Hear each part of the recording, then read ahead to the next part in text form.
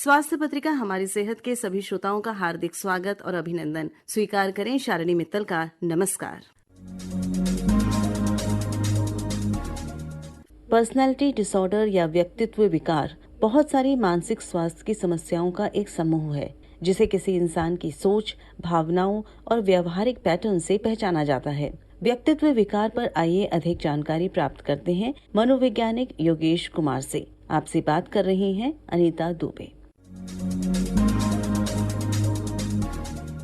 नमस्ते श्रोताओं, आज हमारे साथ हैं मनोवैज्ञानिक योगेश कुमार जी और आज हम उनसे जानकारी प्राप्त करेंगे व्यक्तित्व विकार यानी कि पर्सनैलिटी डिसऑर्डर। जानते हैं इसके बारे में सर से।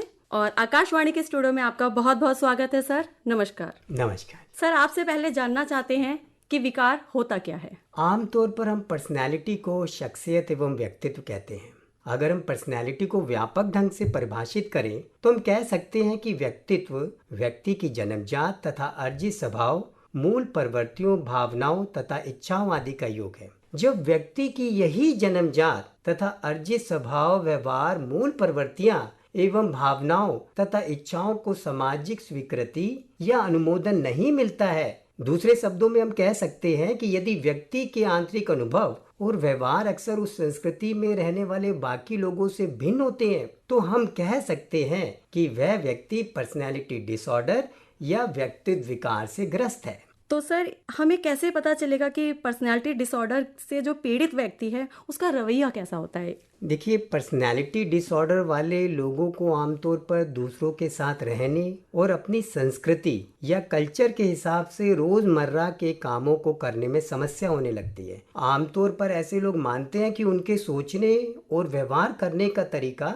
पूरी तरीके से सामान्य है, इसलिए ऐसे लोग अपनी सोच और व्यवहार को कंट्रोल करने की अथवा बदलने की कोशिश नहीं करते और अपने हालात के लिए दूसरों को ही अपना दोषी ठहराते हैं। उनका ये व्यवहार और दृष्टिकोण अक्सर उनके रिश्तों में समस्या उत्पन्न करता है, सामाजिक मेलजोल, ऑफिस या स्कूल में उनके लिए समस्या खड़ी करता है। धीरे धीरे ये व्यक्तित्व विकार वाले लोग अन्य लोगों को भी खुद से अलग अलग महसूस करते हैं और सामाजिक रूप से एकाकी होते जाते हैं। इसमें एक बात और है कि अगर ये लंबे समय तक ये स्थिति रहे तो डिप्रेशन और एंजाइटी का कारण बन सकती है। अब मैं आपसे ये पूछना चाहूंगी सर कि व्यक्तित्व विकार जो होते हैं इनके प्रकार भी होते होंगे या एक ही प्रकार का होता है? जी बिल्कुल जो है, क्योंकि पर्सनैलिटी डिसऑर्डर के लक्षणों को देखते हुए DSM-5 ने इन डिसऑर्डर को 3 समूह में बांटा है और ये DSM-5 है diagnostic and statistical manual of mental disorder, जो कि अमेरिकन साइकेट्रिस्ट एसोसिएशन ने बनाया हुआ है। तो लक्षणों को देखते हुए इन पर्सनैलिटी डिसऑर्डर को cluster A, B and C में बांटा गया है। तो सर, आप इनको हमारे श्रोताओं को विस्तार से बताइए कि क्लस्टर A में क्या होता है, ये किस प्रकार से होते हैं, इसमें किस प्रकार के व्यक्तित्व में जो विकार है हम उनको देख सकते हैं कि किस टाइप का व्यक्तित्व डिसऑर्डर है। क्लस्टर A में 3 प्रकार के पर्सनैलिटी डिसऑर्डर्स आते हैं। पैरानॉइड पर्सनैलिटी डिसऑर्डर, दूसरा आता है स्किज़ोइड पर्सनैलिटी डिसऑर्डर, तीसरा आता है स्किज़ोटाइपल पर्सनैलिटी डिसऑर्डर। जो 3 डिसऑर्डर्स हैं, इसमें पहला है पैरानॉइड पर्सनैलिटी डिसऑर्डर। तो एक ये गंभीर मेंटल डिसऑर्डर होता है जिसमें व्यक्ति एक प्रकार के पागलपन का शिकार हो जाता है। व्यक्ति उस बीमारी में दूसरे लोगों पर बेवजह शक करता है। उसके मन में हर व्यक्ति को लेकर एक अलग प्रकार का अविश्वास रहता है। दोस्त, परिवार के लोगों और जीवन साथी पर भी भरोसा नहीं कर पाता है। काल्पनिक रूप से खुद को धोखे का शिकार समझता है और ऐसा मानकर गुस्से से भर जाता है। अक्सर वयस्क होने के प्रारंभिक दिनों में लोग इस बीमारी का शिकार होते हैं और ये बीमारी महिलाओं की वजह मेल्स में अधिक पाई जाती है। तो सर, हम लोग तो आसपास देखते हैं कि हमें तो वो नॉर्मल ही लगेंगे। कोई भी व्यक्ति आता है तो हमें लगेगा ये तो नॉर्मल है, लेकिन उनके अंदर ये व्यक्तित्व जो विकार है वो पनप रहा होता है। अगर उनके लक्षणों पर ध्यान दिया जाए तो हमें धीरे धीरे पता चलता है कि ये जो है पर्सनैलिटी डिसऑर्डर का शिकार है ये व्यक्ति। अब जैसे हम दूसरा है schizoid personality disorder. Schizoid personality disorder से ग्रस्त व्यक्ति अकेले रहना पसंद करता है। वह करीबी रिश्ते नहीं बनाते, यहाँ तक कि परिवार के साथ भी नहीं। वह अपने साथी के साथ भी यौन संबंधों की बहुत कम या बिल्कुल भी इच्छा नहीं रखते। यह लोग इमोशनल ड्राई होते हैं। इनकी प्रशंसा एवं आलोचना पर उदासीन प्रतिक्रिया होती है। चाहे आप इनकी एडमायरेशंस करिए, चाहे इनको क्रिटिसाइज करिए, ये बिल्कुल इंडिफरेंट रहते हैं। अब जैसे आपने पूछा, आगे जो है इसके जो टाइपल पर्सनैलिटी डिसऑर्डर्स है, इससे ग्रस्त व्यक्ति दूसरे लोगों पर बेवजह शक करता है, दूसरे व्यक्ति के प्रति हमेशा अविश्वास रहता है। ऐसा व्यक्ति अकेलापन पसंद करता है, अजीबोगरीब तरीके से कपड़े पहनता है और बात करता है, अपने आप से बात करता है। इस डिसऑर्डर से ग्रस्त व्यक्ति ये भ्रम पाल लेता है कि उसके अंदर एक मैजिक पावर है। सर, ये तो हुआ क्लस्टर ए के बारे में, और अब हम आपसे जानना चाहेंगे क्लस्टर बी में किस प्रकार से लक्षण होते हैं और उनको हम कैसे व्यक्ति के अंदर देखें। क्लस्टर बी में 4 पर्सनालिटी डिसऑर्डर्स आते हैं। इसमें से एक है एंटी सोशल पर्सनालिटी डिसऑर्डर। इससे ग्रस्त व्यक्ति के कार्य शोषणकारी, लापरवाह, चालाकी भरे और कभी कभी आपराधिक होते हैं। एंटी सोशल पर्सनालिटी डिसऑर्डर वाले व्यक्ति में अपने कार्यों के लिए अपराध बोध या दूसरों के लिए सहानुभूति की कमी होती है। कभी कभी इनको इतना गुस्सा आता है कि ये लोग दूसरों के प्रति आक्रामक एवं हिंसक हो जाते हैं। ये सामाजिक मानदंडों के विरुद्ध व्यवहार करते हैं। अपने इसी व्यवहार के कारण ये किसी से स्थायी संबंध नहीं बना पाते। ये मादक पदार्थों का सेवन भी चालू कर देते हैं। अपने इसी व्यवहार के कारण ये बेरोजगार भी रहते हैं। क्लस्टर बी का दूसरे में आता है बॉर्डरलाइन पर्सनैलिटी डिसऑर्डर्स, और इससे जो ग्रस्त व्यक्ति के मूड, छवि और व्यवहार में तेजी से बदलाव आने की दिक्कतों से जुड़ी मानसिक समस्या है ये। ऐसे मरीज कभी कोई निर्णय नहीं ले पाते। किसी एक चीज का चुनाव करना इनके लिए कठिन होता है। इनके रिश्ते बहुत तेजी से बनते बिगड़ते हैं। लंबे समय तक कोई भी रिश्ता बनाए रखना इनके लिए कठिन होता है। इस कारण इनकी मैरिज भी सक्सेसफुल नहीं होती। खुद को संभाल पाने के कारण ये सेक्स व मादक द्रव्यों का सेवन भी ज्यादा करते हैं। इससे ग्रस्त लोग लापरवाही से ड्राइविंग करते हैं, अचानक विध्वंसक भी हो जाते हैं। शोधों के अनुसार बॉर्डरलाइन पर्सनालिटी डिसऑर्डर के शिकार लोगों को आत्महत्या के विचार ज्यादा आते हैं। इससे पीड़ित 80% मरीज आत्महत्या के बारे में सोचते रहते हैं। सर, ये तो हम लोग आसपास बहुत ही देख रहे हैं। आए दिन ये न्यूज़ में, आप पेपर में, अपने आसपास के एरिया में सुनने को मिलता ही है कि आज इस व्यक्ति ने आत्महत्या कर ली, आज उस व्यक्ति ने। और बहुत ही छोटी सी बातें होती हैं, शायद वो हमारे लिए छोटी सी बात होती है, लेकिन उस व्यक्ति के लाइफ में क्या चल रहा है, उसके दिमाग में क्या चल रहा है, वो लोगों को पता ही नहीं चलता है। क्योंकि हम आजकल इतना परिवार में जो है, परिवार के लोग भी एक दूसरे को इतना टाइम नहीं दे रहे हैं, क्योंकि सभी एक दूसरा आदमी जो है वो तनाव में दिखाई दे रहा है। तो हमें ये लगता है कि नॉर्मल तनाव में होगा, पर कभी ये नहीं हमें ये नज़रअंदाज कर देते हैं कि ये तनाव कभी भयंकर बीमारी का रूप भी लेता है। और जो बॉर्डरलाइन पर्सनालिटी डिसऑर्डर्स है, ये इतना भयंकर डिसऑर्डर्स है कि इसमें कभी कभी जो मरीज खुद को कष्ट पहुंचाता है। अपने को काट भी लेगा, अपने को जला भी लेगा। और ये डिसऑर्डर मेल की अपेक्षा फीमेल में अधिक होता है। और इसी में तीसरा आता है हिस्ट्रियोनिक पर्सनैलिटी डिसऑर्डर। असल में हिस्ट्रियोनिक पर्सनैलिटी डिसऑर्डर एक ऐसी मानसिक स्थिति है जहां किसी व्यक्ति को हमेशा सबका ध्यान अपनी तरफ आकर्षित करने की इच्छा रहती है। ऐसे तो ये इच्छा हम सभी के मन में रहती है कि हम एक दूसरे का ध्यान आकर्षित करें। पर ये डिसऑर्डर का जन्म तब लेती है जब कोई अपनी और सबका ध्यान आकर्षित करने के लिए बहुत ही नाटकीय और अनुचित व्यवहार करने लगता है। वो केंद्र, अपने आप को केंद्र बनाने में लगे रहते हैं। बहुत ड्रामेटिक ढंग से और बड़ा कई ऐसा व्यवहार करता है जो सोशली एक्सेप्टेबल नहीं होता है।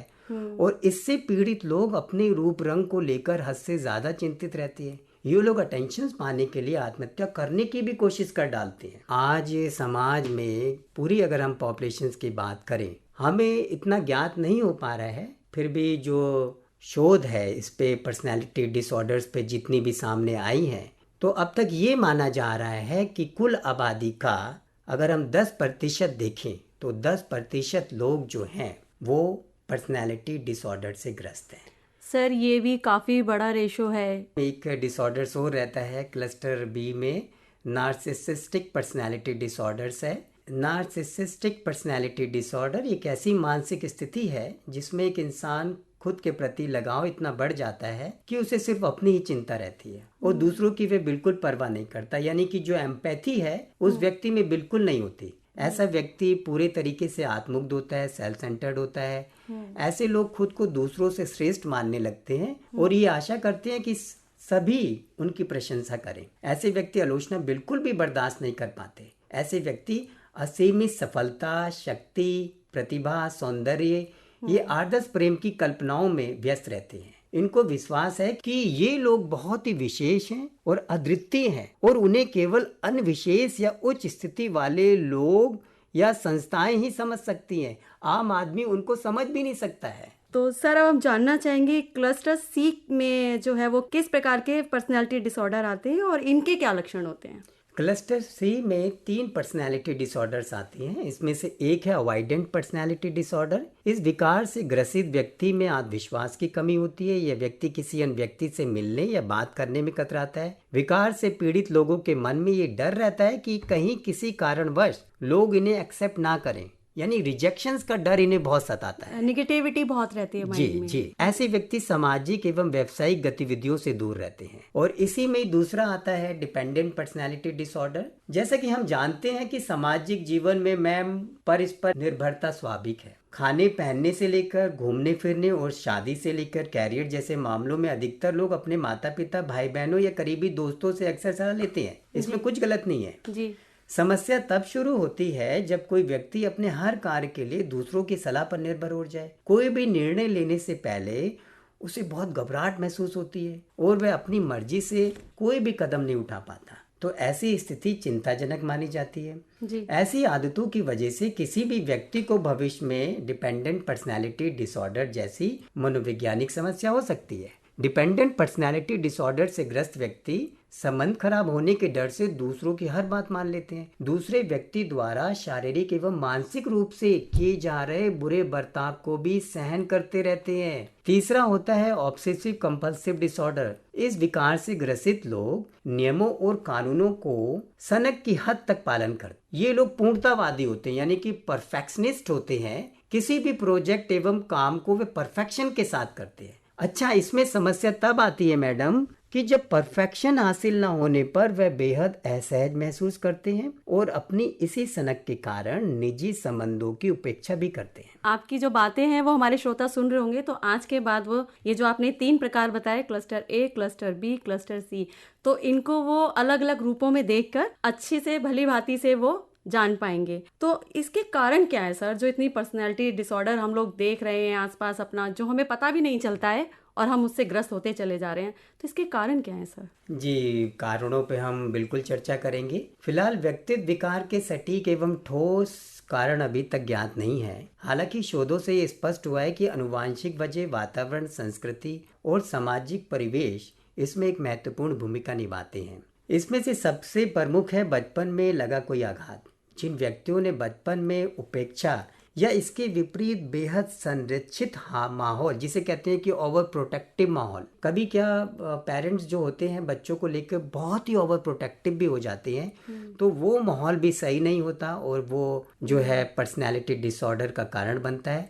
इसके अतिरिक्त है बचपन में अगर शारीरिक प्रताड़ना है, भावनात्मक प्रताड़ना है और या बच्चे का यौन उत्पीड़न हुआ है, या पेरेंट्स का तलाक हो जाता है, पेरेंट्स की मृत्यु हो जाती है, या बचपन में किसी व्यक्ति को परिवार का खराब माहौल मिलता है, तो ऐसी दिक्कतों का सामना करने वाले जो लोग होते हैं उनमें व्यक्तित्व विकार की संभावनाएं बढ़ जाती हैं। तो सर इसमें भावनात्मक तौर पर मानसिक और शारीरिक सारे ही लक्षण जो हैं वो इसके जिम्मेदार हैं। जी, इसमें हम अनुवांशिक वजह भी बताई, हमने वातावरण बताया, अच्छा सामाजिक वातावरण बताया, घर का माहौल बताया, और बचपन में कोई भी बहुत आघात लगा हो बच्चे को, ये सब कारण बनते हैं पर्सनैलिटी डिसऑर्डर का। सर अभी आपने कहा अनुवांशिक, तो सर मैं आपसे पूछना चाहूंगी, तो क्या किसी के माता पिता को अगर ये लक्षण दिखते हैं तो क्या ये जरूरी है कि उनके बच्चों में भी ये लक्षण होंगे आगे, या ये विकार से वो ग्रस्त हो सकते हैं, ऐसा कुछ? देखिए, संभावना बढ़ जाती है। जब भी हमारे पास कोई मरीज आता है तो हम इसलिए उसका पास हिस्ट्री ज़रूर चेक करते हैं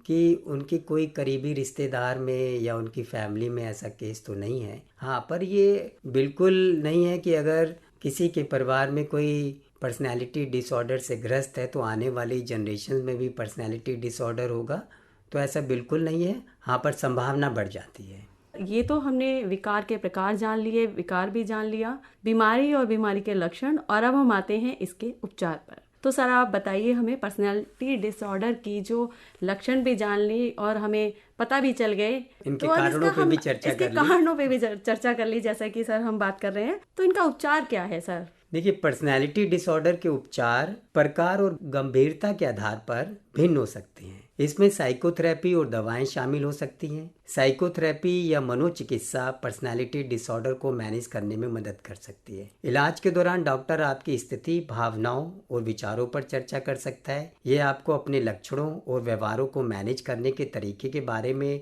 नया नज़रिया दे सकता है। ये वही कारण और व्यवहार हैं जो आपके दैनिक जीवन में मुश्किलें खड़ी करते हैं। साइकोथेरेपी की मदद से लोग तनाव को मैनेज करना और रिश्तों को सुधारना सीखते हैं, और ज़रूरत पड़ने पर कॉग्निटिव बिहेवियर थेरेपी की मदद से साइकोथेरेपिस्ट व्यक्तित्व विकार से ग्रस्त व्यक्ति की नकारात्मक सोच के पैटर्न को बदलने की सीख देता है। इसकी वजह से वह रोजमर्रा की चुनौतियों से बेहतर तरीके से सामना कर सकता है। पर्सनैलिटी डिसऑर्डर के उपचार के लिए अनुमोदित कोई भी दवा नहीं है मैडम।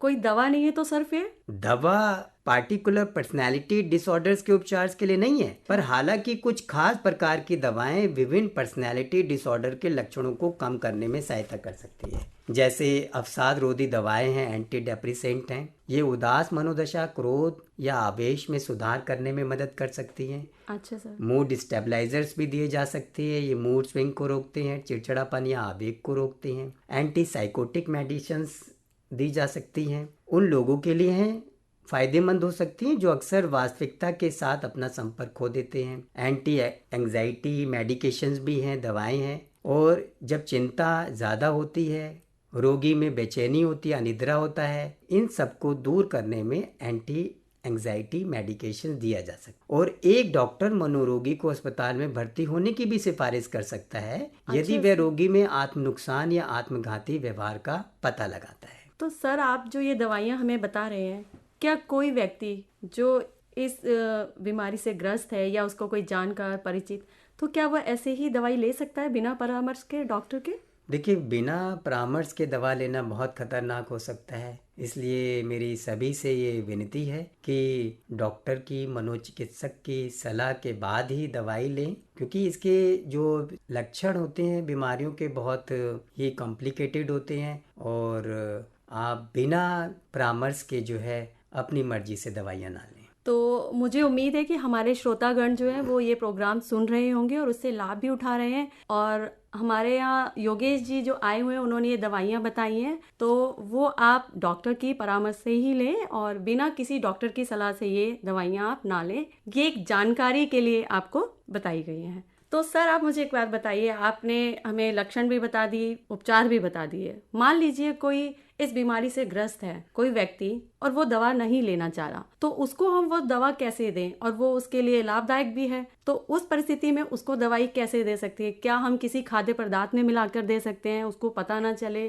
क्या कोई ऐसी परिस्थिति में ऐसा कुछ होता है? आप बताइए जरा। हाँ, जहाँ अगर हमें लगता है कि इनके लिए मूड स्टेबलाइज़र देना बहुत ज़रूरी है, क्योंकि चिड़चिड़ापन और इनमें आवेश बढ़ता जा रहा है मरीज़ों में, तो हम मिक्स करके भी दे सकते हैं और उसे ऐसे स्थिति में ला सकते हैं कि वो हॉस्पिटल जाने के लिए तैयार हो जाए। चलिए ठीक है सर, ये भी बहुत बढ़िया उपाय है, क्योंकि परिवारजन जो होते हैं वो तो अपने व्यक्ति को, अपने फैमिली मेंबर्स को अच्छा देखना चाहते हैं, तो उनके पास कोई उपाय नहीं होता कि वो तो दवाई लेना नहीं चाह रहे, तो हम क्या करें इस परिस्थिति में। तो ये भी एक अच्छा उपाय बताया आपने। और सर, आपने उपचार भी बताए, दवाइयाँ भी बताई, उसके पीछे भी क्या कारण है कि हम आसपास इतनी सारे जो व्यक्तित्व विकार हैं जो देख रहे हैं, उसके बावजूद भी इसका क्या कारण है? देखिए, कारण तो बिल्कुल स्पष्ट है, क्योंकि जिस हिसाब से हमारी उपभोक्तावादी संस्कृति है और हम भौतिकवाद की तरफ ज़्यादा जा रहे हैं, तो अपने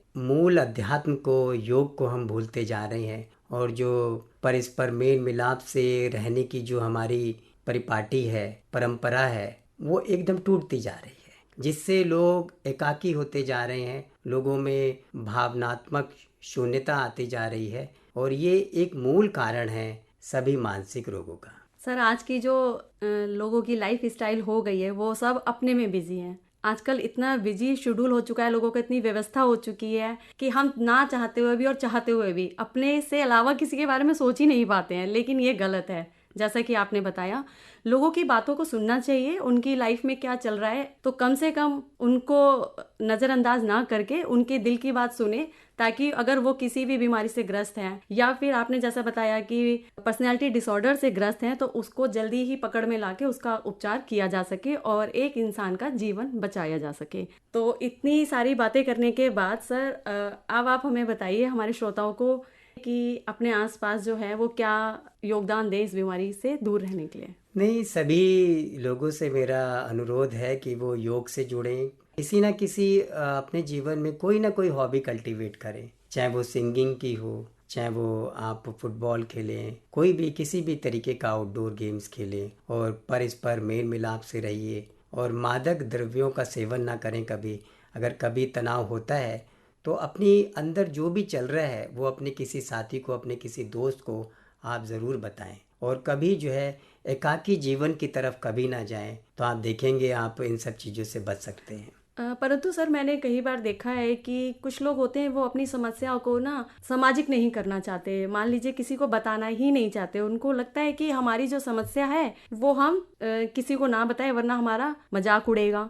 तो उस परिस्थिति में वो क्या अपने अंदर ही वो चीज़ को पालते रहते हैं और वो बीमारी बन जाती है। तो उस परिस्थिति में अगर वो अपने आप भी उसको दूर करे तो उसके लिए क्या उपचार होगा, उसके लिए देखिए, क्या आज सलाह है हमारी आपकी? जब इतनी चर्चा हुई है और हम सभी चीज़ों पे हमने चर्चा की है, तो मैं ये इतना आशा ज़रूर कर सकता हूँ कि लोगों में समझ आई होगी कि जो भी ये मेडिकल दिक्कतें होती हैं और जो भी मनोरोग होते हैं, ये अगर हम अकेले रहेंगे या हम किसी दूसरे को नहीं बताएंगे तो ये चीज़ें बहुत ही कॉम्प्लिकेटेड और भयंकर रूप ले सकती है। तो इसलिए मैं सभी से अनुरोध करता हूँ कि अपनी जो भी आपके अंदर कोई भी इंटरनल कॉन्फ्लिक्ट चल रहा है, कोई भी तनाव चल रहा है, तो आप स्वतः ही उसे खोजने की कोशिश करेंगे, अपनी एंग्जाइटी का कारण ढूंढने की कोशिश करेंगे, और जैसा मैंने बताया कि आउटडोर गेम्स हैं और अपनी जो सोशल वेलबींग है वो अपना सही रखेंगे, योग करेंगे, अध्यात्म करेंगे, काउंसलिंग सर बहुत जरूरी काउंसलिंग है है। और एक्सपर्ट्स की राय लेंगे और डॉक्टर्स की सलाह लेंगे, तो आप देखेंगे कि आप इन मनोरोगों से दूर हो सकते हैं। सर, मैंने पर्सनली कहीं सुना था कि अगर आपके दिल में कुछ चीज़ें हैं तो आप एक पेपर ले लीजिए और पेन ले लीजिए और उस पर लिख के अपनी मन की बात कीजिए। अगर आपको कोई नहीं मिलता है जिससे आप अपनी मन की बात कर सकते हैं तो आप लिखकर अपने दिल की बात को, देखिए, अपना दिल बहुत हल्का, अच्छा ये है कहाँ कि तक सही है सर, ये मैं भी जानना है कि चाहूँगी। इससे तो मेंटल डिटॉक्सिफिकेशन होता है, और जब आप कोई भी चीज़ लिखते हैं, विचारों को लिखते हैं, तो इससे मेंटल क्लैरिटी बढ़ती है, और जब आप वेंटिलेट भी कर लेते हैं लिखने के माध्यम से तो काफ़ी हद तक जो है आपकी एंग्जाइटी और तनाव दूर हो जाता है, हाँ, आपका दिल और दिमाग और शरीर जो है वो तीनों रूप से संतुलित हो जाता है। बहुत अच्छी तरीके से बताया सर आपने। श्रोताओं, आज मैं उम्मीद करती हूँ योगेश जी ने जो हमें बातें बताई, जो हमें आज की हमारी चर्चा रही, उससे आप लोगों को बहुत ही जानकारी मिली होगी और उसका फायदा आप जरूर उठाएंगे। और इसी के साथ में योगेश जी का शुक्रिया करती हूँ। बहुत बहुत शुक्रिया योगेश जी, आप हमारे स्टूडियो में आए, श्रोताओं को इतनी अच्छी जानकारी दी, उसके लिए बहुत बहुत धन्यवाद। नमस्कार। नमस्कार। व्यक्तित्व विकार, अभी आप इस विषय पर ली गई भेंट वार्ता सुन रहे थे। हमारे विशेषज्ञ थे मनोवैज्ञानिक योगेश कुमार, भेंटकर्ता थी अनीता दुबे। कार्यक्रम में आगे आप सुनेंगे बरसात में होने वाली स्वास्थ्य समस्याओं पर एक वार्ता। आलेख है डॉक्टर अनुव्रत झा निकेत का और वाचक स्वर है शालिनी मित्तल का। श्रोताओं, बरसात जीवन का एक सुंदर और रोमांचक समय है जब प्रकृति अपने पूर्णता को दिखाती है और पृथ्वी नए जीवन के उद्गम का दर्शन कराती है। इस मौसम में पानी की बौछारों के साथ साथ कई स्वास्थ्य समस्याएं भी आती हैं। ये समस्याएं सामान्य होती हैं, लेकिन कुछ गंभीर भी हो सकती हैं, जो हमारे स्वास्थ्य को प्रभावित कर सकती हैं। पहले और सबसे महत्वपूर्ण स्वास्थ्य समस्या है मलेरिया। बरसात के मौसम में मच्छरों और मच्छरों के माइक्रोब ट्रेसेस के बढ़ने की संभावना बढ़ जाती है, जो मलेरिया इन्फेक्शन फैलाते हैं। ये बीमारी मस्तिष्क बुखार, ठंड, शरीर में दर्द और ताकत की कमी जैसे लक्षणों के साथ आती है। मलेरिया से बचाव के लिए स्वच्छता का ध्यान रखना अति आवश्यक है। सभी पानी की जगहों को साफ रखें और एंटी मॉस्किटो स्प्रे का उपयोग करें। इसके अलावा अगर किसी को मलेरिया के लक्षण दिखाई दें तो वो तुरंत चिकित्सा परामर्श के लिए एक चिकित्सक से संपर्क करें। बारिश के मौसम में दूसरी महत्वपूर्ण स्वास्थ्य समस्या है डेंगू। डेंगू मच्छरों के काटने से फैलता है जो बारिश के दौरान ज्यादा होते हैं। इस बीमारी के लक्षण में बुखार, सिर दर्द, थकान, जोड़ों में दर्द शामिल होते हैं। डेंगू से बचाव के लिए आपको मच्छरों से बचने के लिए अपने घर की सभी खिड़कियों पर जाल लगाना चाहिए। इसके अलावा रिपेलेंट क्रीम का भी उपयोग कर सकते हैं और खुद को अच्छी तरह से ढक कर रखें। डेंगू के लक्षण दिखाई देने पर तत्काल चिकित्सा परामर्श के लिए एक विशेषज्ञ के पास जाएं। बरसात के मौसम में कई लोगों को सर्दी और जुकाम जैसी सामान्य स्वास्थ्य समस्याएं होती हैं। ये समस्याएं वायरल इन्फेक्शन के कारण होती हैं और संक्रमित होने की संभावना ज्यादा होती है। जुकाम से बचाव के लिए आपको अपने शरीर को गर्म रखना चाहिए। उपयुक्त कपड़े पहने और नियमित रूप से हाथ धोएं। अच्छी तरह से पौष्टिक भोजन करें और विश्राम के लिए पर्याप्त समय दें। यदि समस्या बढ़ती है तो चिकित्सा पेशेवर की सलाह लें। बरसात के दौरान होने वाली एक और सामान्य स्वास्थ्य समस्या है पानी का संक्रमण। गंदे पानी में मौजूद जीवाणुओं और बैक्टीरिया के कारण ये समस्या होती है। आपको स्वच्छ पानी का उपयोग करना चाहिए। पानी को उबाल कर पिएं। इसके अलावा अगर किसी भी खाद्य पदार्थ में बारिशी पानी होने का संदेह हो तो इसे नष्ट करें और सुरक्षित पानी का उपयोग करें। बरसात के मौसम में होने वाली एक और स्वास्थ्य समस्या है खाद्य संक्रमण। इस मौसम में खाद्य संक्रमण का खतरा ज्यादा होता है क्योंकि भोजन स्थलों में स्वच्छता की कमी हो जाती है और भोजन को गंदा पानी भी प्रभावित कर सकता है। खाद्य संक्रमण से बचने के लिए आपको साफ सुथरी जगहों पर खाना खाना चाहिए और स्वच्छता के मानकों का पालन करना चाहिए। खाने से पहले हाथों को अच्छी तरह से धोएं और खाने को अच्छे से पकाएं। अगर आपको पेट दर्द, उल्टी, दस्त या किसी तरह का भी संकेत का अनुभव हो तो तत्काल चिकित्सा परामर्श के लिए चिकित्सक के पास जाएं। बरसात के मौसम में होने वाली एक आम स्वास्थ्य समस्या है फंगल इन्फेक्शन या फंगल बीमारियां। ये बीमारियां विभिन्न प्रकार के कवकों द्वारा होती हैं जो आपकी त्वचा, नाखून, बाल और अन्य शरीर के हिस्सों को प्रभावित करते हैं। ये मौसम नमी, गीली और आरामदायक वातावरण के कारण फैल सकती है। फंगल इन्फेक्शन से बचने के लिए अपने शरीर की स्वच्छता का ध्यान रखें। नियमित रूप से स्नान करें। साबुन और पानी का उपयोग करके अपने शरीर को अच्छी तरह से धोएं और खुद को सुखा लें। अपने नाखूनों की सफाई पर भी विशेष ध्यान दें। बरसात के मौसम में गीले कपड़ों से होने वाले फंगल इन्फेक्शन का खतरा बढ़ जाता है, इसलिए जब भी संभव हो सूखे कपड़े पहनें और उन्हें नियमित रूप से बदलें। नमी और गीले हुए कपड़ों को जल्दी से सुखा लें ताकि कवकों का प्रभाव कम हो। नमी वाले जूते पहनने से भी फंगल इन्फेक्शन हो सकता है।